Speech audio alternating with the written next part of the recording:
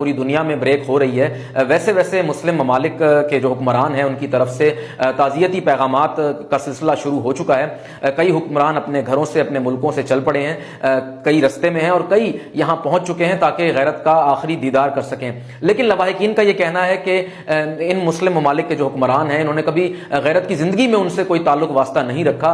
अब इनका मकसद सिर्फ और सिर्फ अपनी PR कैंपेन चलाना है और महज ये शोबदाबाजी कर रहे हैं, इसके अलावा इनका मकसद और कुछ भी नहीं। जी उम्मीद ये बताइएगा कि जैसा कि आपने खुद कहा कि दुनिया भर से मुसलमान हुक्मरान यहाँ गैरत के आखिरी दीदार के लिए तशरीफ ला रहे हैं, तो फिर क्या कोई खातिर खा इंतजामात किए गए हैं, कोई लवाजमात किए गए हैं, मेहमानों की एंटरटेनमेंट का कोई हिसाब किताब किया गया है?